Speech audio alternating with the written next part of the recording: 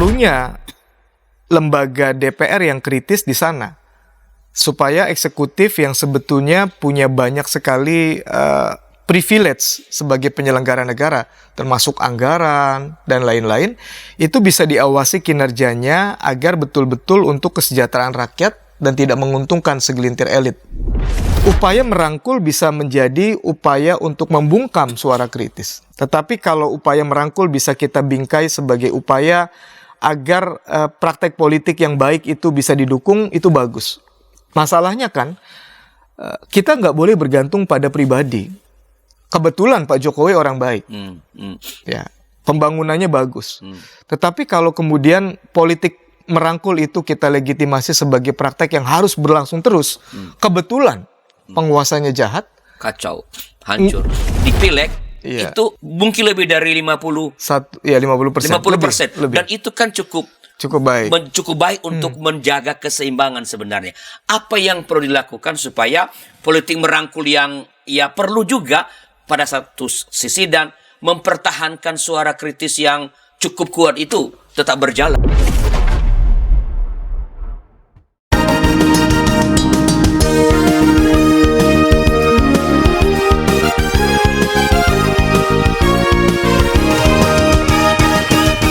Sahabat DKB, kita kembali berjumpa dalam acara Gema Kasih Indonesia, sebuah program yang dirancang untuk membicarakan masalah-masalah sosial politik kemasyarakatan, juga membicarakan tentang perkembangan pemikiran teologi atau hal-hal yang terjadi dalam kehidupan bergereja, supaya dengan demikian gereja bisa bertumbuh dengan baik melalui pencerahan-pencerahan, dan kita sebagai orang Kristiani dapat merespon situasi dengan semakin tepat, karena kita bukan hanya berbekal pada firman Allah yang kita dengarkan terus-menerus dari kebaktian-kebaktian, dari khotbah-khotbah, tapi kita tahu situasinya dengan baik, sehingga pengetahuan itu menolong kita untuk membuat iman kita itu menjadi relevan, berharga, menerangi realitas itu. Nah, dalam episode kali ini saya mengajak kita berbicara tentang merangkul musuh, ya. Dan untuk membicarakan topik ini telah datang di studio narasumber kita, sosok yang tidak asing lagi bagi para sahabat, Bapak Pendeta Dr. Kandidat Darwin Darmawan, karena saya pengen cepat-cepat itu kandidatnya itu dicoret. Selamat datang Pak Darwin. Terima kasih sudah diajak ngobrol-ngobrol Pak. Ini berapa lama lagi nih studi ini? Sekarang lagi bab 3, 6 bab. 6 bab 3 aja, udah setengahnya. Ya, semoga bisa semester ini Pak. Bisa selesai. Ujian. Wah, para sahabat doakan Pak Darwin supaya ini bukan hanya menulis disertasi dia juga banyak kesibukan yang lain. Ini lagi warawiri kemana-mana nih, bersama dengan sebuah lembaga yang dimiliki oleh GKSW Jawa Barat, BPK Penabur, ke berbagai tempat untuk berbagi pengalaman, berbagi sumber daya. Bagi gereja-gereja di Indonesia. GKI punya penabur yang sebutlah punya pengalaman yang sangat memadai Betul sekali untuk Pak. mengelola pendidikan yang dan termasuk pendidikan yang terbaik di Indonesia untuk jenjang dasar sampai SMA. Dan juga kita punya Ukrida, Maranatha. Maranatha, perguruan tinggi yang telah memberikan sumbangan besar bagi kehidupan berbangsa. Dan itu Pak Darwin ini adalah orang yang terlibat di lembaga-lembaga ini dan lagi warawiri ke berbagai tempat untuk berbagi kepada gereja-gereja di Indonesia. Semoga sukses nih berbaginya Pak. Terima kasih Pak, terima kasih. Pak Darwin adalah Sekretaris 1 BPM Jawa Barat, dan seperti dikatakan tadi, segera akan menyelesaikan disertasinya. Pak Darwin, kita bicara mengenai merangkul musuh. Saya teringat perkataan Tuhan Yesus yang kurang lebih mengatakan begini, kasihilah musuhmu dan berdoalah bagi orang yang menganiaya kamu. Itu firman Tuhan ini menurut Pak Darwin gimana dalam kehidupan yang nyata sih? Iya, rasanya di tengah-tengah cara berpikir manusiawi yang membenci musuh, membalas musuh, pesan firman Tuhan itu sesuatu yang sangat dalam, yang kalau kita betul-betul mengerjakan rasanya nggak gampang, Tetapi pada sisi lain justru itu relevan, Karena kalau mata ganti mata, gigi ganti gigi diberlakukan, ya semua orang bisa buta, semua orang bisa ompong. Karena tidak ada satupun di antara kita yang sempurna, masing-masing kita punya salah. Kalau kesalahan kita dibalas setimpal dengan apa yang kita lakukan, habislah kita. habis kita. Ya, jadi ini firman yang di satu sisi menggetarkan karena kita tahu nggak sanggup melakukan, tapi pada sisi lain dibutuhkan nih Pak. Ini kebenaran yang luar biasa ya. Kebenaran yang mendatangkan sebenarnya kehidupan yang damai, yang baik ya. Persis sekali. Tidak ada kekerasan. Tidak ada kekerasan. Tapi kan ada yang menganiaya tadi Pak. Tapi berdoa juga bagi mereka yang menganiaya. Ya, ini luar biasa sekali nih. Nggak gampang ya. Nah, kalau kita lihat ini Pak, saya tadi mulai dengan ini karena kita mau bicara mengenai merangkul musuh, utama dalam kaitan dengan, sekali lagi masih berkaitan dengan perkembangan politik pasca pemilihan umum ya. Kan mestinya kan ada kontestasi. Ya. Ya, kalau di negara seperti Amerika itu lebih gampang. Ya, you kalah itu jadi oposisi. Ya, ada partai yang berkuasa, ada partai yang menjadi oposisi. Ya. Tapi di negara kita yang multi partai ini, bahkan super multi partai, terlalu banyak partai kita ini, kelihatannya ini agak susah ya Pak. Karena kita setelah Pilpres ini kita lihat misalnya Pak Jokowi mulai bertemu dengan Pak Surya Paloh, lalu Mas AHY jadi menteri. Padahal selama ini kita tahu kan Demokrat itu lumayan juga dia bilang sih dia punya iman, tapi kan mengkritik pemerintah sekarang kan dia cukup kuat. Tapi tiba-tiba setelah ini dirangkul ya. Dulu Pak Surya Paloh Nasdem itu bergabung dengan Pak Jokowi di pemerintahan, lalu tiba-tiba Anies. Ya. Sementara Pak SBY dulu di luar. Nah, sekarang rangkul-rangkulan. Ini bagaimana Pak Darin melihat ini? Apa ini mengikuti ajaran Tuhan Yesus? Iya, ini menarik ya. Saya tidak berani dengan cepat mengatakan prinsip Tuhan Yesus itu dipraktekkan dalam kehidupan politik. Kenapa tidak berani cepat? Oleh karena kita sadar ada perbedaan kualitas kehidupan spiritual dengan kehidupan politik. Oke. Nah, dalam kehidupan politik seringkali terjadi tidak ada lawan dan kawan abadi. Yang ada adalah kepentingan yang abadi. Kalau upaya yang dilakukan rejim kekuasaan kita maknai sebagai upaya merangkul musuh seperti yang Yesus katakan, kita perlu kritis. Kenapa? Karena di balik tindakan merangkul itu bisa jadi dasar utamanya bukan karena tadi ingin kedamaian sejati, ingin keharmonisan yang betul-betul menolong orang bisa satu sama lain hidup baik, tetapi oleh karena tawar-menawar politik di belakang layar, ini yang berbahaya. Nah, kalau itu yang terjadi, maka kita melihat ini sebagai praktek yang lumrah dalam kehidupan politik, bahwa jangan berpikir sekarang lawan, selama-lamanya kawan. Sekarang kawan, selama-lamanya kawan. Enggak. Ya, yang abadi itu kepentingan. Jadi kalau kita melihat upaya merangkul yang dilakukan dalam hal ini Pak Jokowi untuk AHY, lalu untuk Pak Surya Paloh sebagai prinsip merangkul musuh, bisa saja, kita nggak tahu. Tapi secara politik kita juga nggak boleh hitam putih dengan menyematkan, ini praktek rohani seperti Kristus, dengan mengabaikan sebetulnya di belakang itu ya ada tawar-menawar politik yang menguntungkan secara manusiawi. Kira-kira gitu Pak. Jadi artinya sebenarnya ini upaya mempertahankan kepentingan-kepentingan tertentu. Nah, saya nggak jawab langsung, tapi begini. Sistem politik presidensialisme yang dipraktekkan Indonesia ini perlu dikritisi terus-menerus. Yang pertama, ketika di zaman Bung Karno, presidensialisme itu ujungnya salah satunya dekret Presiden 5 Juli yang mau menekankan bahwa otoritas negara ini ada di saya, kira-kira gitu. Bubarkan konstituante dan lain-lain. Yang kedua, di dalam zaman Orde Baru, kekuasaan sentral pribadi Pak Soeharto kan begitu dominan. Di zaman Pak Jokowi sebetulnya sudah masuk zaman reformasi dan ada mekanisme check and balances dari tiap lembaga negara. Tetapi beberapa ilmuwan politik melihat Pak Jokowi ini sangat cerdas secara politik sehingga dia memakai eksekutif toolbox. Ini istilah politik, kekuasaan dalam rangka merangkul lawan-lawan politik untuk melancarkan tujuan pemerintahan yang dia canangkan. Yang kemudian terjadi adalah tidak ada sungguh-sungguh oposisi yang kritis yang bisa melakukan mekanisme check and balances. Termasuk kalau kita lihat kan proses pemilu kemarin sebetulnya pemenangnya Pak Jokowi. Ya karena partai politik yang harusnya punya otoritas dan penentu kemenangan politik ya kalah.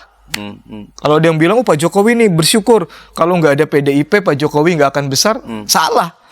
Justru gara-gara Pak Jokowi sebetulnya di pemilu lalu PDIP suaranya naik. Dan begitu jadi Pak Jokowi sebenarnya ya. Begitu Pak Jokowi keluar PDIP dan mendukung calon lain yang tidak didukung oleh PDIP, yang menangkan calonnya. Dan suara PDIP walaupun stabil turun. Ya 1,5% dibanding pemilu lalu. Nah, pada titik ini saya mau mengatakan kekuasaan presiden itu sangat sentral, apalagi dalam diri Pak Jokowi yang berhasil dan punya image baik, cinta rakyat, peduli rakyat. Nah, kalau ini dibingkai sebagai upaya merangkul musuh yang lepas dari kepentingan-kepentingan politik, ini malah semakin mendukung posisi Pak Jokowi yang sangat seperti malaikat buat sebagian besar rakyat Indonesia. Mungkin juga kita misalnya. Mungkin Pak Adrianus ya. Nah, ini yang menurut saya perlu dikritisi. Ya, bahwa kompromi politik itu harus dilakukan dalam sebuah proses politik, yes. Tetapi apakah itu bisa kita maknai? Oh, ini seperti Tuhan Yesus. Kebetulan dulu tukang kayu gitu. Wah, ini yang saya nggak berani cepat-cepat begitu. Ya. Oke. Kalau tadi Pak Darni mengatakan bahwa yang di politik itu yang abadi itu kepentingan.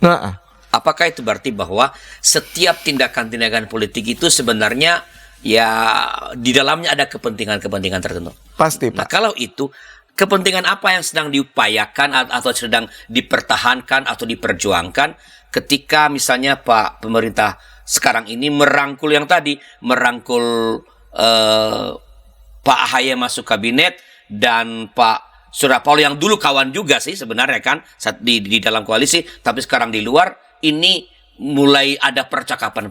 Apa yang sedang diperjuangkan? Ya, pasti upaya rekonsiliasi nasional dalam tanda petik pasca pemilu. Sebab betapapun demokrasi memberi ruang pada perbedaan pilihan politik dan melegitimasi perbedaan, pasti ada yang kecewa karena kalah, pasti ada yang senang karena menang. Nah, karena itu agar proses penyelenggaraan negara yang dilakukan oleh eksekutif bisa berjalan dengan baik, perlu ada dukungan politik. Dari mana? Dari partai politik. Dan partai politik yang punya kans untuk dirangkul, ya kalau AHY sudah jelas bergabung dalam gerbongnya Pak Prabowo. Tapi Nasdem kan dalam tanda petik melakukan konfrontasi secara terbuka dengan Pak Jokowi yang sekarang ada dan berbeda dengan Pak Prabowo. Kalau ini dirangkulkan, dukungan di legislatif itu saya nggak tahu hitungannya. Kalau yang sekarang partai pendukung Pak Prabowo itu masih kurang 50%, Pak. Ya kalau Nasdem merapat, ya mendapat amunisi lebih kuat. Itu kalkulasi politiknya. Oke, jadi yang perjuangan supaya pemerintahan itu bisa berjalan dengan efektif dan didukung, stabil ya sampai akhir masa jabatan Pak Presiden. Ya, sampai akhir masa jabatan Pak Presiden, termasuk untuk keberlanjutan. Itu kan yang disampaikan oleh Pak Prabowo ya, Pak. Keberlanjutan. Ya. Nah, kan saya pikirkan semua kita, termasuk saya nggak bilang semua lah. Saya paling tidak memang lebih senang kalau pemerintah itu berjalan dengan efektif dan stabil, karena itu akan membuat yang kita harapkan pembangunan itu ya pembangunan secara dalam arti yang seluasnya itu bisa berjalan dengan semakin baik. Tapi bagaimana kalau isu ini kita kaitkan dengan demokrasi sebenarnya? Bahwa dengan merangkul-rangkul itu, kan tadi udah Pak Darwin udah mengatakan, di legislatif kan artinya semakin sedikit orang yang berada quote and quote di pihak oposisi. Apakah itu secara demokrasi? Setelah beberapa informasi berikut ini.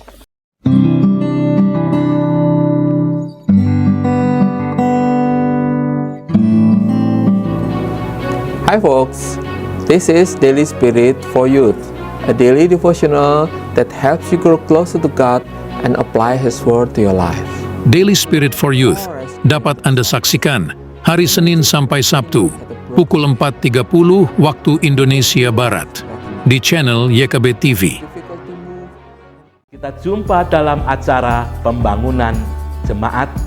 Pembangunan Jemaat setiap Senin di minggu kedua dan keempat pukul 20 waktu Indonesia Barat. Dapat Anda nikmati di channel YKB TV. Dari gungkungan malam gelap, Nyanyikanlah nyanyian baru setiap hari Rabu pukul 12 waktu Indonesia Barat. Dapat Anda nikmati di channel Lagu Rohani YKB TV.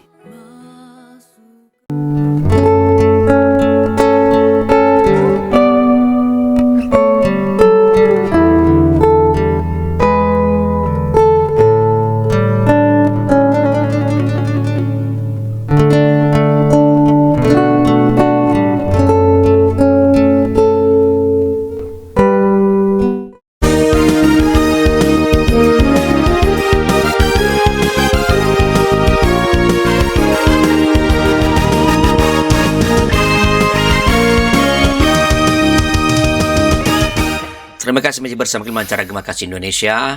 Kita berbicara mengenai merangkul musuh bersama dengan narasumber kita Bapak Pendeta Darwin Darmawan, saya Pendeta Arlis Larosa. Pak Darwin, Ya, Pak. kan kita mengharapkan pada satu pihak, saya mengatakan tadi bahwa saya sendiri mengharapkan bahwa pemerintah harus benar-benar efektif supaya pembangunan itu berjalan dengan baik. Pada saat yang sama kan kontrol itu juga harus ada supaya pemerintah jangan melakukan sesuatu dengan semau-maunya sendiri begitu. Tapi kalau politik merangkul ini terus dikembangkan, bukankah itu akan memperlemah sebenarnya sebuah oposisi di parlemen? Betul, Pak. Sebagai lembaga yang melakukan kontrol pada pemerintahan. Betul. Adanya pembedaan lembaga politik dalam eksekutif dan legislatif sebetulnya didesain sedemikian rupa dalam rangka menjaga mekanisme check and balances. Jadi salah satu fungsi DPR yang juga kita pilih dalam pemilu lalu adalah untuk melakukan tindakan pengawasan, termasuk budgeting pemerintahan. Ya. Nah, perlunya lembaga DPR yang kritis di sana, supaya eksekutif yang sebetulnya punya banyak sekali privilege sebagai penyelenggara negara, termasuk anggaran dan lain-lain, itu bisa diawasi kinerjanya agar betul-betul untuk kesejahteraan rakyat dan tidak menguntungkan segelintir elit. Nah, maka ada beberapa orang yang usul waktu pemilu lalu, kita pilih presidennya berbeda dengan ketika kita memilih anggota dewannya. Kalau bisa yang bertolak belakang misalnya. Supaya apa? Supaya kita memastikan yang terpilih itu yang terbaik menurut kita, sesuai nurani kita. Tapi yang di dewan itu yang kritis, yang bisa mengkritisi pemerintahan yang baik. Nah, kalau ini terjadi, demokrasi akan semakin sehat. Itu yang pertama. Nah, upaya merangkul yang dilakukan pemerintah itu keniscayaan. Sebab tanpa merangkul legislatif, mereka nggak akan dapat dukungan politik untuk kebijakan yang dilakukan. Justru disitulah bahayanya. Jangan sampai kemudian pemerintah mendapat dukungan penuh dari lembaga legislatif, lalu mereka lupa legislatif itu harus menjadi wakil rakyat yang menyuarakan kepentingan rakyat. Nggak bisa dibeli, nggak bisa dibungkam. Kalau saya sih percaya, sebab power tends to corrupt, absolute power corrupt absolutely, maka selalu perlu orang yang kritis. Bukan karena jahat, tapi dalam rangka menjaga praktek eksekutif itu berjalan pada koridor undang-undang untuk kesejahteraan rakyat. Nah, apakah kalau begitu bisa dikatakan bahwa politik merangkul ini, ya, saya sebut itulah politik merangkul ini sebenarnya bisa juga dikatakan upaya memperlemah atau mungkin membunuh oposisi di DPR? Nah, di Indonesia memang tidak ada oposan sejati, tidak ada pemerintah yang tidak merangkul. Ya, praktek pasca reformasi memperlihatkan sebetulnya yang punya karakter oposisi kuat itu kan partai yang PDIP, lalu PKS. Ya, yang lain beberapa bilang nggak terlalu kuat sebagai PKS oposisi. masuk juga Dalam pemerintahan yang lalu dengan Pak SBY kan masuk. Iya, ya. Ketika berbeda dengan Pak Jokowi, Oh, maksud oke. saya. Iya, Oke, iya. oke. Tetapi yang punya karakter oposisi itu cenderungnya katanya beberapa bilang PDIP. Dan 10 tahun dia loh. Dia zaman cukup SBY. cukup Ya. konsisten. Dan konsisten untuk itu. Ya. Yang lain ya nggak terlalu kuat. Sesuatu yang sebetulnya secara politik wajar-wajar saja, karena untuk running partai politik itu perlu dana yang besar, dan salah satu sumber dana partai politik adalah kekuasaan. Ya, proyek-proyek pembangunan yang kalau dibagi keuntungannya untuk partai itu menolong partai bisa running gitu, Pak. Jadi pada titik ini upaya merangkul bisa menjadi upaya untuk membungkam suara kritis. Ya. Tetapi kalau upaya merangkul bisa kita bingkai sebagai upaya agar praktek politik yang baik itu bisa didukung, itu bagus. Masalahnya kan kita nggak boleh bergantung pada pribadi. Kebetulan Pak Jokowi orang baik, ya, pembangunannya bagus.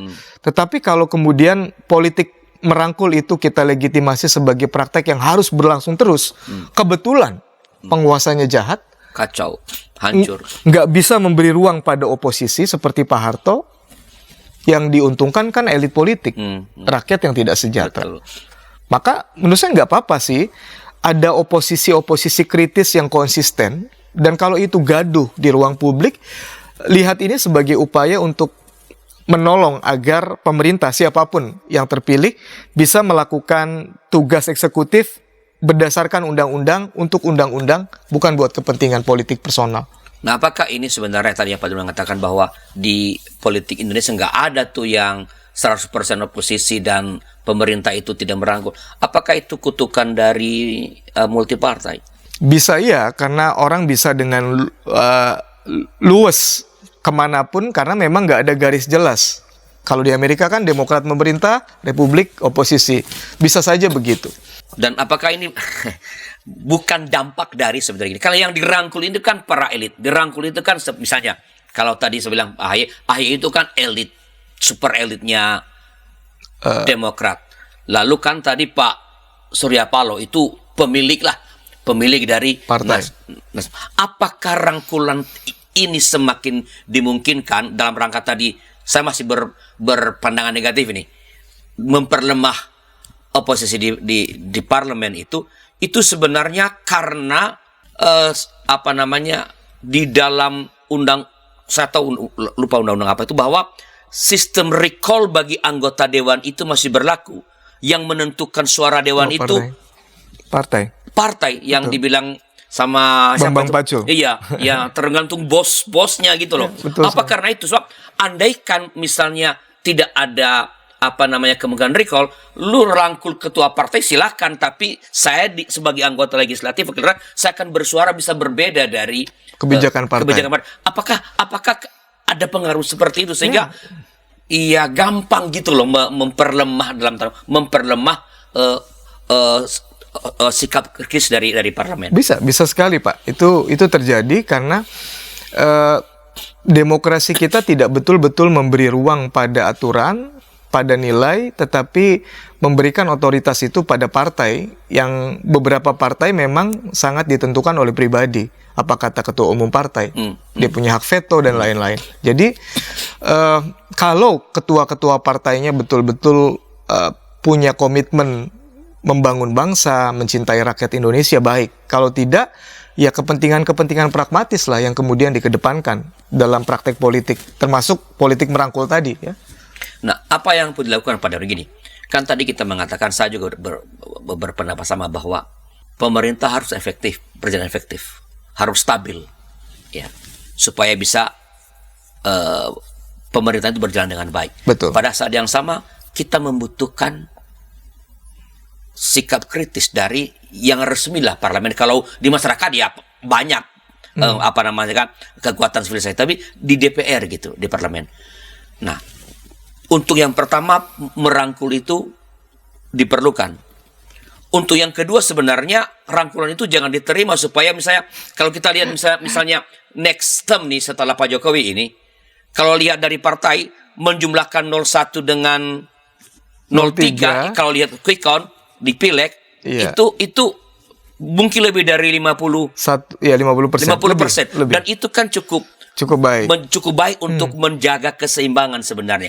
Apa yang perlu dilakukan supaya politik merangkul yang ya perlu juga pada satu sisi dan mempertahankan suara kritis yang cukup kuat itu tetap berjalan. Itu yang nggak gampang dijawab sebetulnya, Pak Arlianus ya. Karena tadi partai sendiri perlu semacam amunisi untuk bisa running partai, perlu logistik untuk running partai. Dan itu dari pemerintah. Tidak ada anggaran khusus buat running partai, buat kaderisasi dan lain-lain. Dari mana sumbernya? Ya salah satunya dari proyek pemerintahan, dan itu ditentukan oleh ya kementerian kan kalau proyek pemerintahan. Kenapa misalnya jabatan menteri itu menjadi jabatan politis, dikasih buat orang-orang yang terkait dengan partai pendukung pemerintah misalnya? Ya karena itu signifikansinya. Maka upaya untuk memastikan partai-partai ini perlu menjadi oposan yang kritis itu nggak selalu gampang. Karena pada ujungnya pragmatisme politik itulah yang lebih kuat berpengaruh dalam kebijakan partai. Misalnya partai tertentu yang ya saya susah ngomongin, misalnya partai yang memberikan ruang buat orang-orang dari latar belakang apapun bisa menjadi politisi tanpa mahar dan lain-lain. Pada ujungnya juga kan perlu memikirkan kesinambungan partai ini agar bisa masuk di DPR. Yang dilakukan kemudian melakukan rekrutmen politik yang sebetulnya akrobatik. Iya, rekrutmen yang akrobatik, dan itu nggak ada hubungannya dengan egalitarianisme yang selama ini diusung oleh partai baru. Enggak, yang dia pilih adalah mereka yang punya magnet politik kira-kira bisa mendongkrak suara partai agar bisa masuk di parlemen. Ini kan pragmatisme sebetulnya. Ya tetapi ini keniscayaan dalam itulah.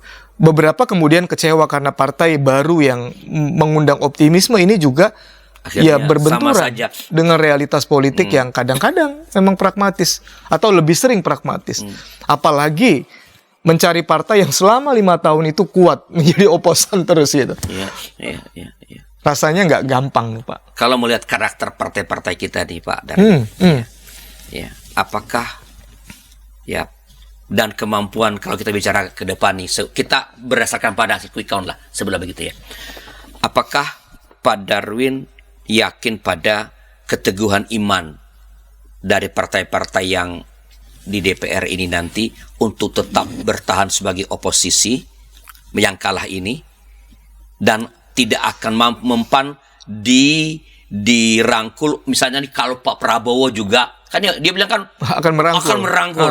Ya, apakah iman teman-teman di DPR ini yang sebut dari pihak partai pendukung 01 sama 03 ini akan tetap kuat untuk menolak, sorry, kita akan oposisi? Saya nggak yakin, Pak. Selain karena pertama ya, di politik itu kan prinsipnya tadi nggak ada lawan dan kawan abadi, yang ada itu kepentingan abadi. Dan ini pasti dialami oleh partai manapun di mana realitas politik membuat mereka harus pragmatis. Ya, jangan jauh-jauh partai yang tadi saya bilang sangat idealis dan memberikan optimisme kuat di sebagian masyarakat urban yang idealis, ternyata juga ngelihat, wah, kok rangkul itu satu ya. Apalagi jadi oposan selama 5 tahun, padahal itu mengandaikan biaya logistik untuk operasional partai politik yang tidak sedikit. Ya, siapa yang sanggup bertahan seperti itu? Jadi yang ketiga, sebagian pendiri partai politik di Indonesia itu punya jiwa dagang. Ya pedagang itu, sorry ya, kadang-kadang kehilangan idealisme. Pedagang itu kan cuma hitung untung rugi, saya dapat apa. Nah, ketika ada tawaran politik tertentu yang menggiurkan untuk kebesaran partainya, rasa-rasanya agak susah ditolak. Ya, maka upaya yang dilakukan Pak Prabowo dalam deklarasi setelah mendengar quick count Pak Prabowo menang, saya akan merangkul semua, itu bisa dikritisi, lebih baik jangan. Bisa nggak konsisten misalnya dari partai pemenang pemilu, kalau nanti ditetapkan KPU pemenangnya Pak Prabowo dan Mas Gibran, ya sudah, untuk memastikan bahwa Anda memerintah dengan baik, maka Anda harus siap dikritisi oleh oposan, nggak usah rangkul-rangkulan. Ya, karena kadang-kadang merangkul itu juga kan perlu daya tarik. Ketika daya tariknya dikedepankan, ada yang nggak kuat. Nah, berani nggak baik pemenang maupun yang belum menang sama-sama stay dalam posisinya? Menurut saya ini yang lebih bagus untuk demokrasi Indonesia ke depan. Tapi itu kira-kira bakal terjadi nggak? Agak susah, Pak. Menurut saya agak susah. Sekarang saja hampir 50% partai pendukung Pak Prabowo. Ke depan yang punya rekam jejak sebagai oposan sejati kan Pak PDIP. Yang lain-lain ya susah. Apalagi partai-partai kecil yang sangat bergantung pada belas kasihan penguasa. Rasanya sih susah. Dalam keadaan politik seperti itu ya, bahwa kita berharap ideal yang kalah ya jadi oposan, ini tetap di sini. Nah, bagaimana tadi yang saya kutip di awal perkataan Tuhan Yesus ya, bahwa kasihilah musuhmu dan berdoalah bagi orang yang menganiaya. Bagaimana merangkul yang mendatangkan kebaikan itu setelah beberapa informasi berikut ini.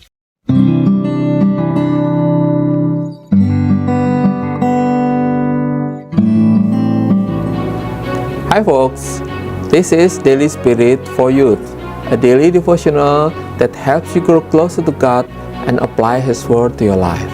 Daily Spirit for Youth dapat Anda saksikan hari Senin sampai Sabtu pukul 4.30 waktu Indonesia Barat di channel YKB TV.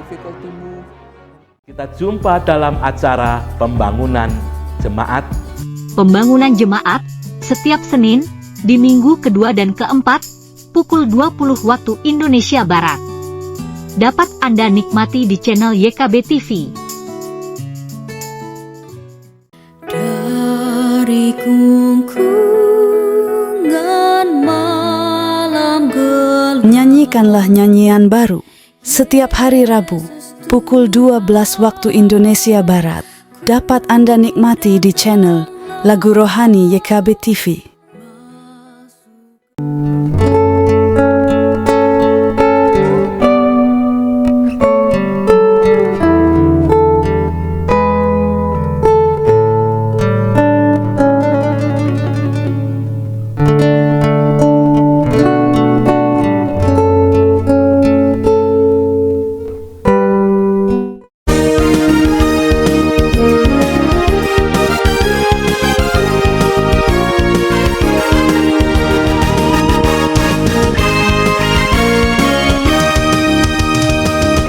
Sahabat, terima kasih masih bersama kami dalam acara Gema Kasih Indonesia. Bersama saya, Pendeta Rosa, dengan narasumber kita Bapak Pendeta Darwin Darmawan dengan topik merangkul musuh. Ini episode yang ketiga, yang terakhir. Bila masih ada masukan-masukan, komentar, pertanyaan, silakan tulis di kolom komentar. Jangan sungkan, Pak Pendeta Darwin tentu akan merespon pada waktunya. Pak Darwin, tadi kan merespon merangkul itu sesuatu yang diperlukan agar kehidupan pemerintah bisa berjalan efektif. Pada saat yang sama kan kita tak perlu oposisi yang kuat juga supaya yang pemerintah ini jangan ya. Nah, kalau saya kaitkan itu dengan apa yang saya ayat yang saya kutip tadi di awal percakapan kita, bahwa kasihilah musuhmu dan berdoalah bagi orang yang mana. Bagaimana merangkul dalam perspektif ini bisa dipraktekkan dalam upaya merangkul dunia politik ini loh, supaya jangan hanya demi mempertahankan kepentingannya yang tidak berkaitan dengan kehidupan masyarakat misalnya. Apakah ada batasan-batasan normatif lah, bukan undang-undang nih? Iya. Yang kita harapkan kalau you merangkul, ya beginilah merangkulnya gitu. di sana juga ya yuk bertahan, ya begini bertahannya gitu.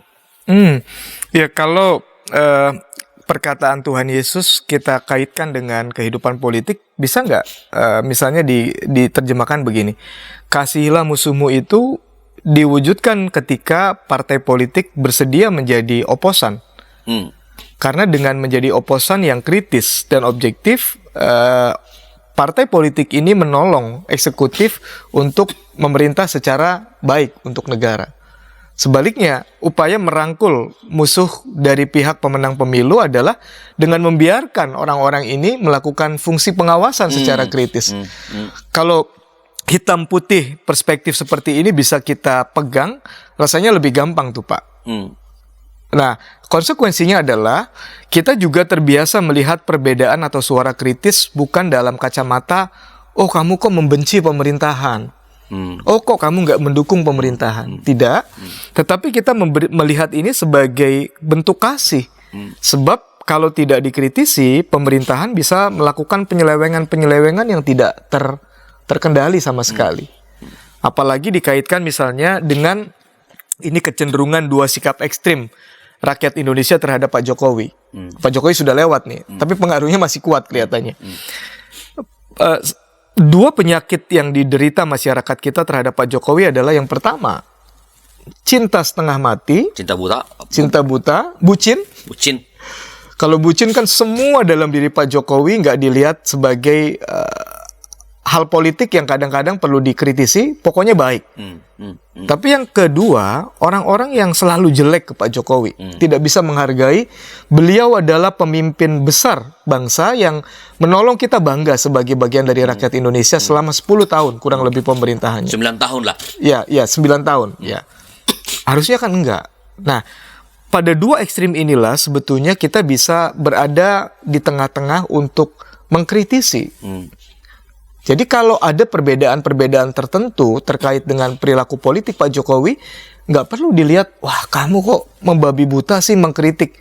Itu kan bisa ketahuan. Atau sebaliknya. Gitu. Nah, saya mengusulkan merangkul musuh itu dipersepsikan sebagai upaya menjadi oposan secara elegan, kritis tapi konstruktif. Bukan berdasarkan kebencian. Benar nggak Anda mengkritik Pak Prabowo karena ingin negara ini lebih baik, bukan karena Anda nggak kebagian proyek. Itu kan lain, Pak.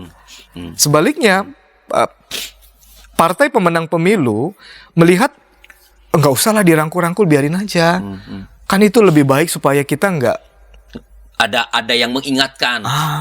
Ada mata lagi yang berbeda, nggak usah lah, biarin aja, udah cukup lah. Oke, kalau mau aman misalnya 50+1, rangkullah partai-partai kecil. Nggak usah PDIP, nggak usah Nasdem, nggak usah PKS. Kalau dijumlahin mungkin mendekati 40-an gitu, nggak usah. Udah, nah ini menurut saya lebih cantik Pak untuk membangun bangsa ke depan. Karena kita memberi ruang pada perbedaan dan suara kritis sebagai bentuk cinta. Mengasihi orang yang membuat kita kalah. Jadi bisakah saya katakan berarti mengasihi, kalau kita terjemahkan di perkantuan itu, kalau menurut Pak Darwin adalah artinya kita membiarkan orang pada menjadi dirinya sendiri ketika dia udah memilih mendukung paslon ini pas dengan idealisme mereka, ya. Ini terutama sebenarnya di yang perubahan ini mestinya. Ya. Biarkanlah mereka terus berada pada titik berdiri seperti itu, ya. Dan kalau yang satu lagi paslon 3 misalnya adalah partai-partai yang mengatakan yang baik dilanjutkan tapi dengan koreksi dengan kecepatan yang semakin satset tinggi, biarlah mereka tetap seperti itu di parlemen untuk menjadi cambuk lah kalau perlu. Betul, Pak. Ya, agar pemerintahan, dan itu adalah cinta begitu loh. Rasanya begitu. Itu cinta gitu. Itu cinta. Saya tetap mengasihi mereka yang mengkritisi saya. Kan itu bagus sekali, Pak. Bukan saya keganggu nih dengan suara-suara kritis, sudah tawarin kursi tertentu. Nah, itu yang menurut saya secara politik akan membuat bangsa kita nggak melakukan langkah-langkah transformatif. Nanti 5 tahun ke depan bangsa kita tuh sudah lebih jelas warnanya. Ini konsisten loh. ternyata Pak Prabowo ketika memerintah 5 tahun betul-betul baik. Kita pilih lagi. Ini oposannya nggak baik, jangan. Atau Oposannya keren. oposannya keren. Ini yang membongkar praktek korupsi misalnya Iya, kalau ada iya. di tahun ketiga pemerintahan Pak Prabowo. Kita pilih. Rakyat lebih jelas. Kalau sekarang kan Susah ya. mana kawan, mana lawan. Bingung, Pak. Tapi kalau gini ya Pak Darin, kalau kita misalnya itu kan menurutnya idealnya bagaimana perkataan Tuhan itu dimaknai dalam situasi sebelah pilpres ini ya. Tapi kalau itu dipertahankan konsisten itu nanti kalau dihitung-hitung sekarang kita mesti ngitung nih jumlah kursi di DPR dari partai yang mendukung paslon 1 ditambah dengan paslon 3 kelihatannya lebih banyak loh daripada yang mendukung paslon 02. Iya, di atas 50, tapi nggak terlalu signifikan. Dan di antara mereka juga pasti kemungkinan besar akan dirayu untuk mendukung 02. Jadi saya nggak yakin oposan itu akan menjadi mayoritas di parlemen kita.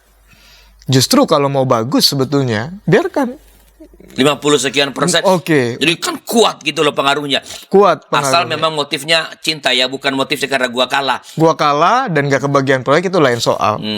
Nah, tetapi saya sih melihat kalau kata-kata Tuhan kasihilah musuhmu. Musuh dalam artian yang perlu disayang adalah yang mengkritisi kita, yang membuat kita kalah. Kasihnya apa? Ayo sama-sama memainkan peran kita sebagai aktor politik yang ditempatkan pada tempatnya. Kalau kita nggak berkuasa ya udah, nggak usah jilat-jilat kekuasaan. Atau kalau saya penguasa ya sudah dong, nggak usah rayu-rayu. Kasih aja dia kesempatan mengawasi seperti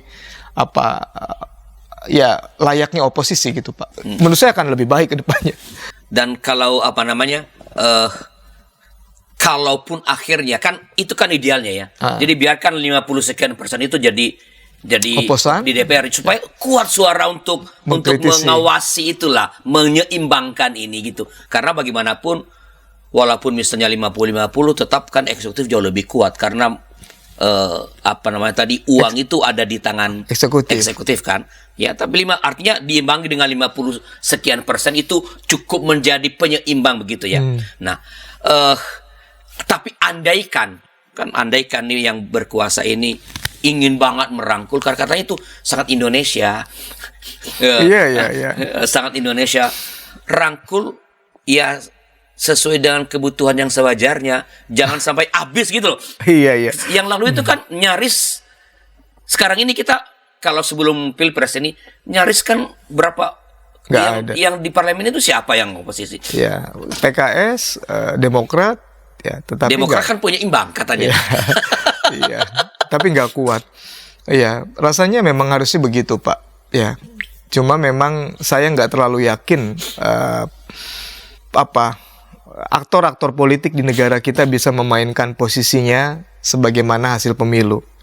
Kalau bisa bagus sekali, tetapi rasanya banyak yang pragmatis dan membuat kita kemudian melihat rakyat itu hanya dijadikan sarana untuk mendukung, tidak mendukung cuma 5 tahunan gitu. Dan kita ini sebagai rakyat sebenarnya, gua pilih lu dulu karena gua yakin lu memperjuangkan ini. Ketika lu kalah, lu gabung deh yang sono yang sebenarnya gua nggak suka cara berjuangnya kan begitu jadinya. Iya. Yang lalu kan begitu Pak Jokowi, Pak Prabowo, wah bisa-bisan dibawa tempur-tempuran cebong kampret, begitu selesai dirangkul, bagus. Tapi juga kan kemudian rakyat bingung loh. Gila lu. Iya, kita yang berdarah-darah misalnya gitu ya. Jadi kita barang mainan aja. Ya, tapi sekali lagi oke lah. Idealnya ya, dan berdasarkan tadi sebutlah pernyataan Tuhan Yesus itu bahwa mengasihi di sini berarti jalankan fungsimu. Kalau you memang kalah ya udah tetap Anda di parlemen dan jalankan tugasmu mengawasi, mengkritisi demi Indonesia yang semakin baik, bukan karena benci kepada yang menang. Dan pada yang sama, betul, yang menang ya udahlah, lu jangan rangkul yang sono, tetaplah coba nih jalankan. Kalau kamu benar dikritisi kalau lu benar nggak usah takut kan lu benar, nggak usah takut dikritisi. Begitu? Harusnya begitu Pak idealnya. Dan kita menantikan praktek politik yang dilakukan, dipertontonkan ya seperti itu. Sehingga ke depan 5 tahun lagi kita lebih jelas, wah ini memang betul visinya diterjemahkan atau menyimpang, kita uji lagi 5 tahun pilih atau tidak pilih. Baik Pak Darwin, ya ini sumbangan kita berharap ya, kita berharap dan berdoa walaupun ini harapan yang rada-rada susah ini ya, bahwa para partai-partai politik yang berada pada paslon yang nanti dinyatakan sebagai paslon tidak menang begitu tetap bertahan di DPR sebagai oposan, dan pemerintah sedapat-dapatnya karena kamu yakin kamu benar ya dalam menjalankan pemerintah, nggak usah rangkul-rangkulan, ya nggak usah rangkul lah, tetaplah berjalan pada. Oke Pak Darwin, kita akan mengakhiri percakapan ini sumbangan pemikiran yang sangat masih adakah yang mau disampaikan kepada para sahabat DKB berkaitan dengan topik kita pada kali ini? Silakan. Kadang-kadang kita tidak berani memberi ruang pada perbedaan karena kata-kata Tuhan mengasihi musuh. Padahal perbedaan itu bisa jadi bentuk kita mengasihi orang lain karena kita mencintai, mengkritisi dan seterusnya. Nah, pada titik ini kita perlu memberi ruang praktek politik ke depan agar bisa ada mekanisme check and balances yang baik dalam proses demokrasi supaya kita lebih baik. Terima kasih Pak Darwin atas pencerahan yang diberikan kepada kita, dan para sahabat, itulah percakapan mengenai merangkul musuh. Ya, merangkul itu baik, tapi kalau merangkul untuk memperlemah supaya apa yang gua lakukan didukung semua orang, yaitu merangkul yang tidak baik. Ya, semoga harapan kita di kehidupan berbangsa ke depan seperti yang tadi Pak Darwin sudah sampaikan ini dapat terwujud, dan mari kita sama-sama bersikap kritis, tentu mendoakan supaya negara kita menjadi semakin baik. Terima kasih atas partisipasi Anda, dan kalau ada masukan-masukan silakan kirim ke kami ke nomor 0812-8188-9191. Terima kasih sekali lagi Pak Darwin, terima kasih. Terima kasih Pak Arlianus. Ya, Tuhan memberkati. Sampai jumpa.